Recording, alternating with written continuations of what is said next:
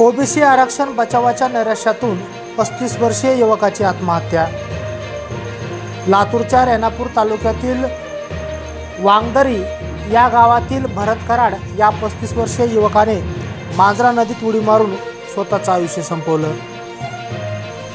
OBC बचाव संरक्षणासाठी डोक्यात नैराश्य घेऊन या युवकाने चिठ्ठी लिहून आत्महत्या केल्याची खळबळजनक घटना घडली आहे। सरकारने ओबीसी विरोधात जी.आर. काढून ओबीसीचा घात केला अशी चिठ्ठी लिहून भरत कराड यांनी स्वतःचं आयुष्य संपवले।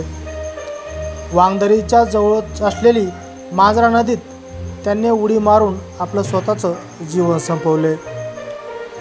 ओबीसी आरक्षण बचावाच्या नैराश्यातून ही घटना घडल्याचे समोर येत आहे। मंत्री छगन भुजबळ व माजी मंत्री धनंजय मुंडे यांनी भरत कराड यांच्या कुटुंबियांची सांत्वनपर भेट घेतली।